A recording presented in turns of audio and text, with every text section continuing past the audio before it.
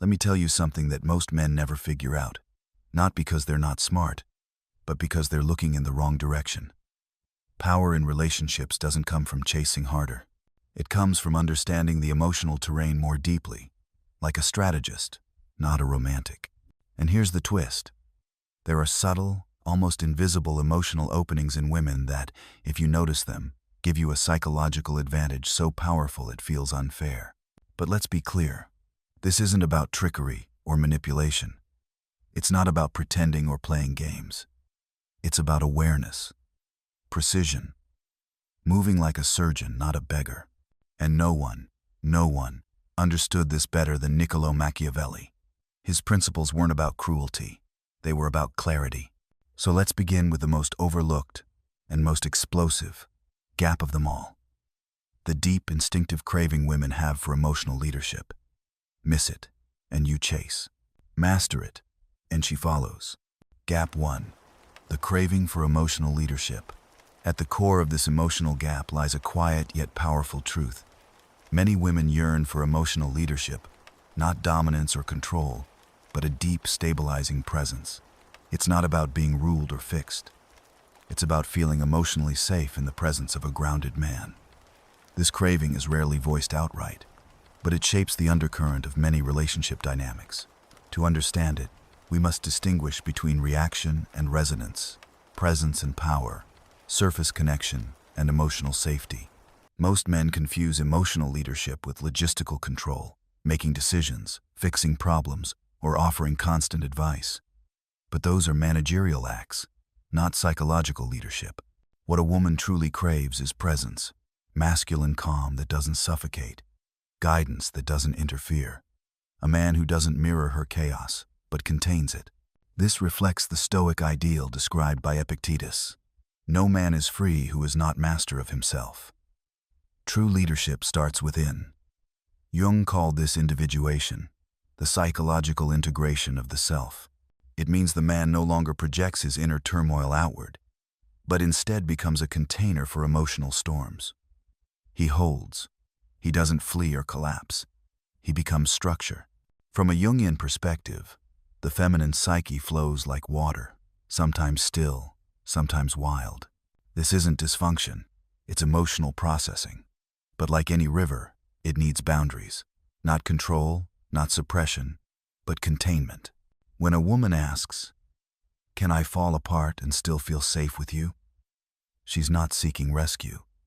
She's asking if your nervous system can absorb her chaos without disintegrating. That's emotional leadership, silent strength that doesn't collapse under emotional pressure. Attachment theory calls this a secure base. A partner who offers calm amidst the storm, allows the other to explore, cry, return, and heal. In a world where women are expected to manage everything, work, family, and emotions, a man who remains non-reactive, without being numb, becomes an anchor.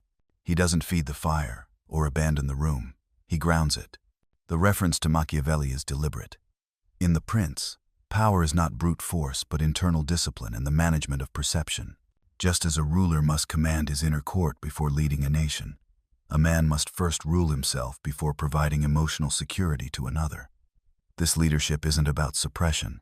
It's about awareness. The emotional leader feels, but he isn't owned by feeling. Like the Buddhist or the Stoic, he responds without attachment. And so, trust becomes the true reward. But not trust as predictability, trust as emotional resilience. The woman thinks, if I break, you won't.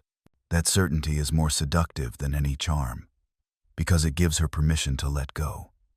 In a society that constantly demands her strength, a man who becomes the safe space, without words, is sacred. But this strength cannot be faked. She will sense it. Women are neurologically attuned to inconsistency. If calmness is performed rather than lived, her instincts reject it. She doesn't want performance. She wants presence. She doesn't need a wall. She needs a mountain. A wall is cold and distant, but a mountain is there.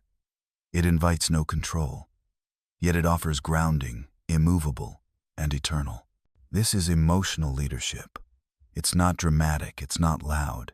It's simply being still, being aware, being present. And that in a world full of noise, is the rarest and most powerful form of masculine strength. Gap 2. The psychological personalization trigger. This gap confronts a deep psychological truth that often escapes the average man, that human emotional systems are not built on generality but on specificity. The psychological personalization trigger is less a tactic and more an insight into the singularity of individual psyche, especially in the realm of attraction.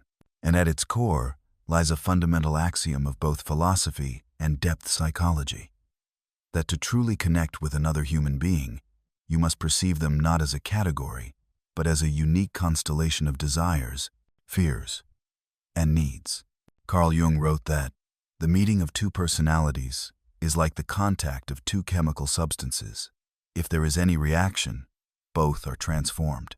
Yet there can be no reaction, no transformation, if you are reacting not to the real woman, but to a projection. The man who treats every woman the same is not relating. He is acting, and acting, by definition, is inauthentic. He is approaching the infinite complexity of a soul with the logic of a script. This is where the idea of psychological personalization emerges, not as manipulation, but as attunement. To be precise in your emotional interaction means to observe without assumption, to listen with your full attention, to diagnose without judging. This act of precision is what separates a man who leads with presence from one who chases blindly. From a psychological standpoint, the passage presents an invitation to identify what Jung would call a woman's dominant complex, an unconscious emotional pattern that subtly governs her behavior.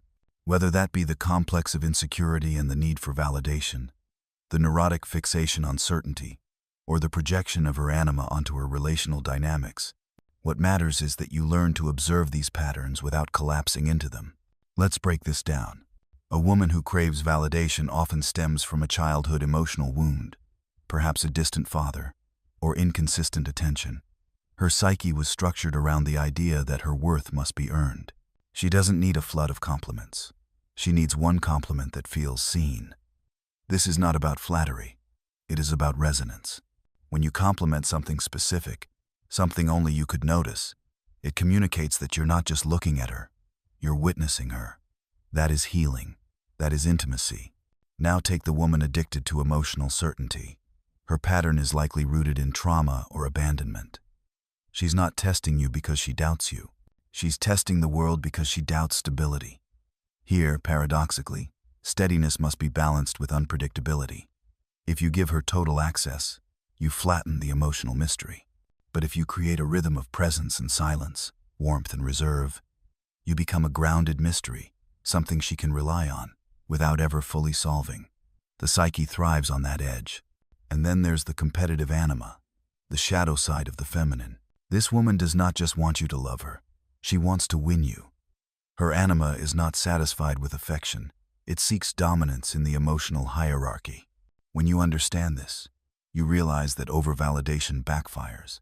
She must feel like she's rising above the competition because of her power, not because you're handing her a trophy. Machiavelli's principle applies here. You must allow your subjects to believe they chose you, even if you engineered the conditions. In this case, show her that you are desirable, without giving her complete possession. She wants to feel chosen, not owned. From a philosophical angle, this entire process touches on the notion of individuation. Jung's concept of individuation is the journey toward becoming an integrated self, one who understands their projections, their shadow, and their unconscious drives. But individuation does not occur in a vacuum. It is tested and matured through relationships. When you learn to see others as they are, not as you need them to be, you move one step closer to individuation. This passage is not merely a strategy for seduction. It is an ethic, a relational philosophy. The idea that emotional intelligence is not about knowing what to say, but knowing what not to say. It's about refining your sensitivity to her emotional logic and adjusting not with performance, but with presence. When Machiavelli wrote, "It is better to be feared than loved, if you cannot be both," he was speaking of power. But in love, true power is precision. To rule her heart, you must understand the terrain of her mind. You must speak her emotional language. Not all women are the same. Not all wounds are visible, but every woman tells you who she is, if you listen. And that's the point. You're not here to conquer her. You're here to translate her. Once you master that, you're no longer guessing. You're guiding. Gap 3. The paradox of certainty versus uncertainty. At first glance, it seems paradoxical. We're taught, through culture, therapy, and relationships, that emotional security, predictability, and full transparency are the cornerstones of a healthy bond. And yet, the very thing that often sustains passion, especially in the initial stages of romantic entanglement, is not safety, but uncertainty. This contradiction reveals a deeper psychological truth about human desire, especially when viewed through the lens of female attraction. Let's begin with the psychological foundation, the Zygarnik effect, named after Soviet psychologist Bluma Zygarnik. Her studies revealed that people remember unfinished tasks better than completed ones. Applied to human interaction, this means we're more likely to fixate on people, thoughts, or situations that are unresolved, mysterious, or emotionally incomplete. This is not manipulation, it's cognition. The brain instinctively loops on what it cannot close. In the context of romantic dynamics, a relationship that is too solved, too neat, too emotionally exposed, too available, offers no terrain for the imagination to wander. It becomes inert, static, closed. This is where philosophy collides with psychology. The 20th century French philosopher Simone de Beauvoir argued that love is not about possession but transcendence. That is, the other must always remain, in part, unknowable. If the lover becomes completely comprehensible, they collapse into objecthood. They are no longer becoming, but merely being. Desire, in its most persistent form, lives not in completion but in motion, in the space between knowing and unknowing. Thus, full certainty is, ironically, a form of emotional death.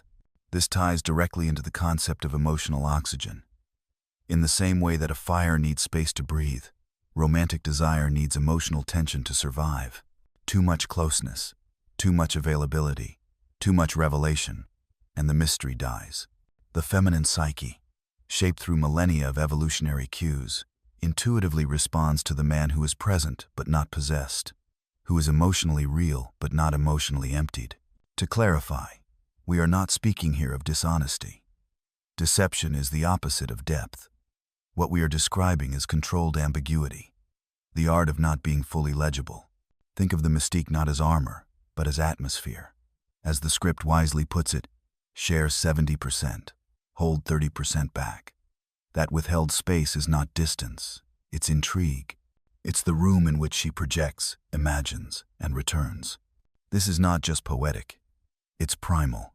Evolutionary psychology posits that women have historically developed a sensitivity to behavioral cues that signal value, strength, and long-term potential in a mate. Predictability in logistics is attractive. A man who shows up, who follows through, who honors his word. But predictability in psychology, in emotional texture, in response patterns, in inner life, can feel flat. The same way a song with no variation becomes noise. A man with no mystery becomes numb to her nervous system. The best analogy is that of a story. A compelling narrative holds your attention not because it gives you all the answers up front, but because it withholds just enough to keep you turning pages.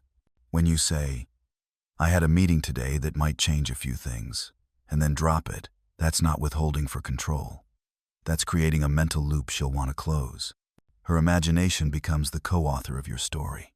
And imagination is the root of obsession. Carl Jung, whose concept of the anima describes the feminine image in the male unconscious, emphasized that the feminine seeks wholeness through the mystery of the other. When a man is too emotionally exposed, he becomes psychologically integrated too soon, and therefore loses polarity. There's no charge. The alchemy of male and female, the tension between what is known and unknown, disappears. What remains is comfort, but not chemistry. This is why the passage wisely reframes uncertainty, not as cruelty but as tension. Tension is not negative, it is the current of life. A violin string that is too loose cannot sing, too tight, and it snaps. But the right balance? That creates music. Similarly, A relationship balanced between emotional availability and retained individuality becomes symphonic. Not stifling, not suffocating, but alive. What makes this gap so paradoxical is that women ask for certainty, and they mean it. But psychology reveals that conscious wants often differ from unconscious needs. She may ask for complete transparency, yet be more attracted to the man who offers her emotional pacing instead, who lets her explore him like a novel, one chapter at a time. This doesn't make her shallow or manipulative. It makes her human.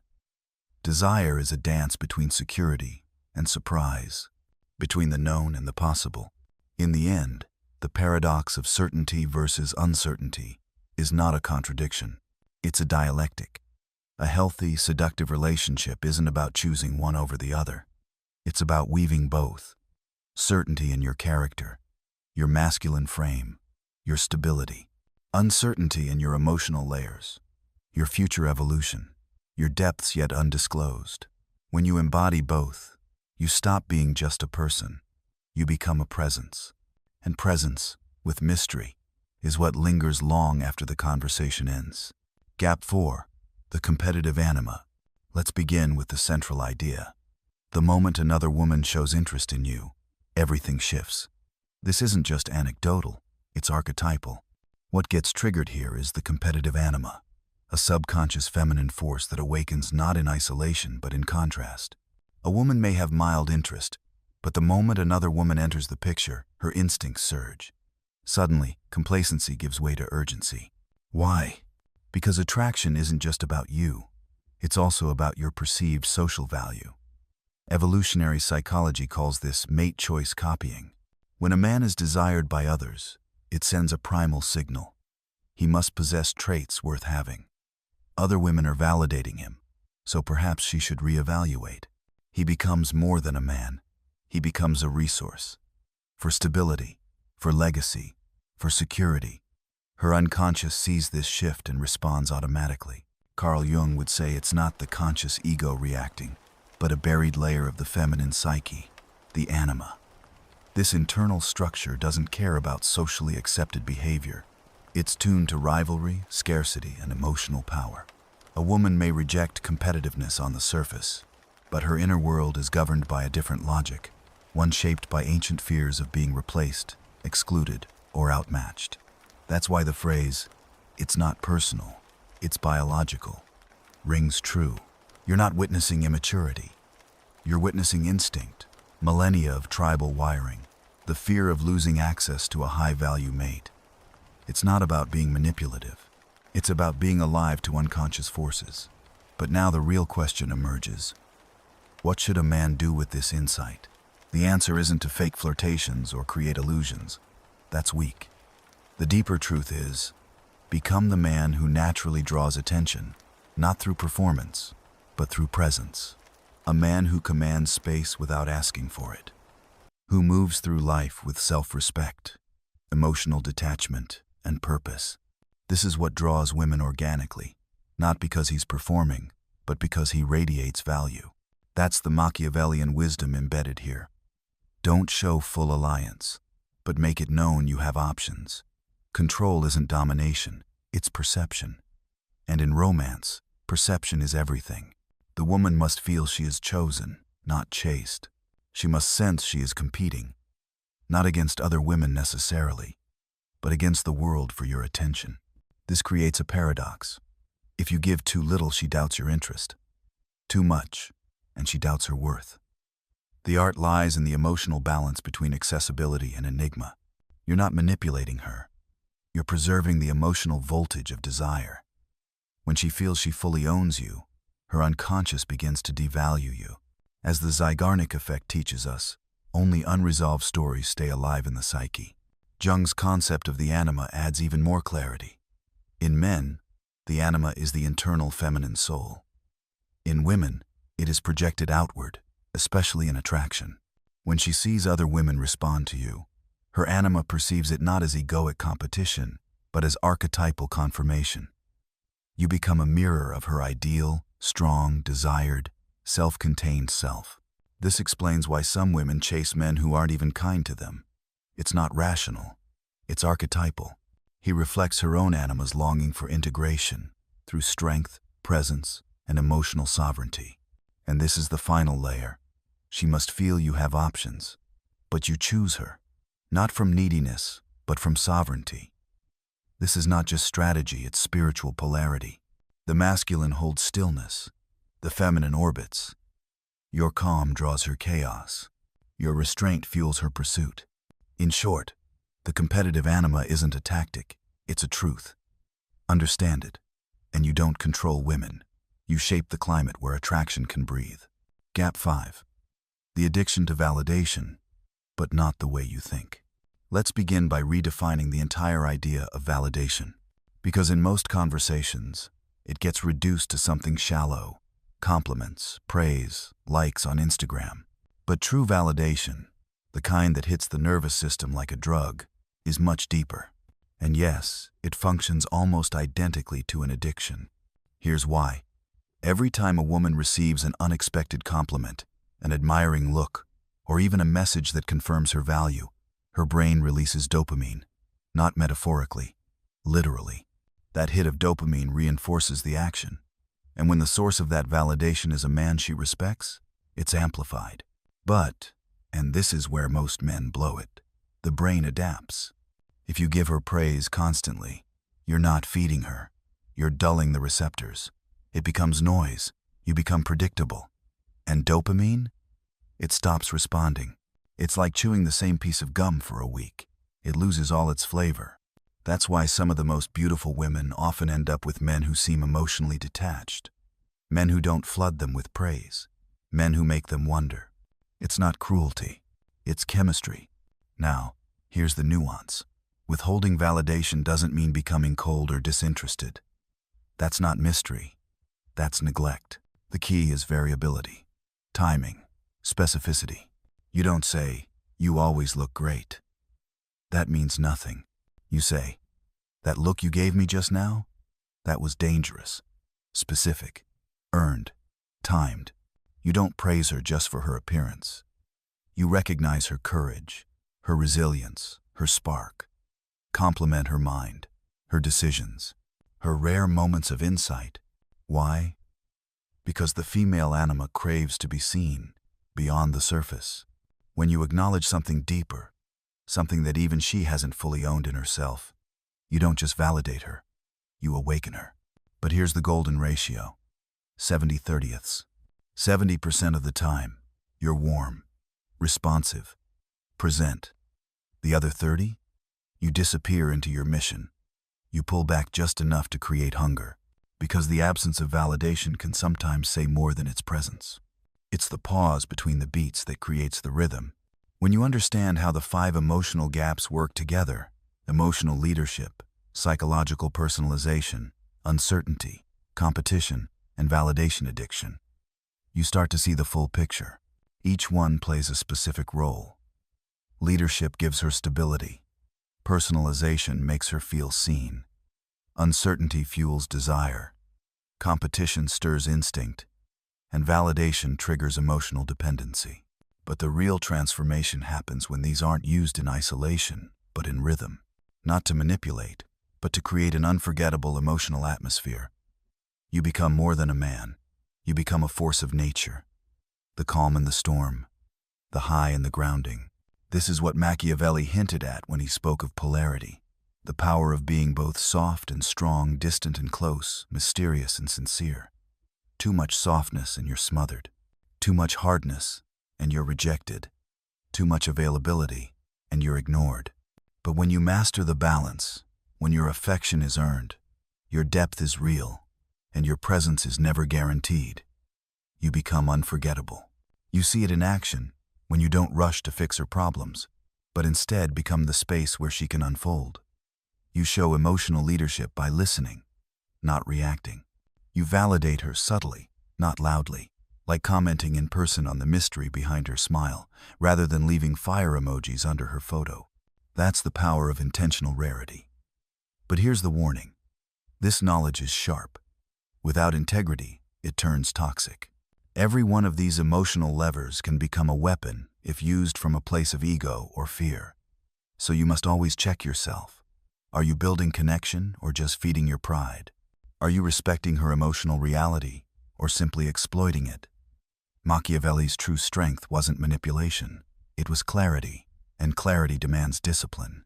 Use these insights as tools, not weapons. Attract without pretending. Lead without overpowering.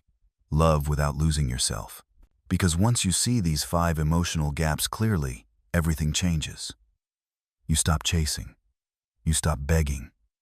You stop relying on tactics. You stand still, and suddenly everything starts moving toward you. So pick just one of these 5. Practice it this week. Watch how her behavior changes, how your energy shifts. And if this opened your eyes, even a little, share it. Like, subscribe, and help other men step into real power. Because when it's done right, power doesn't cause conflict. It creates peace. And peace, in a chaotic world, is the most attractive energy there is.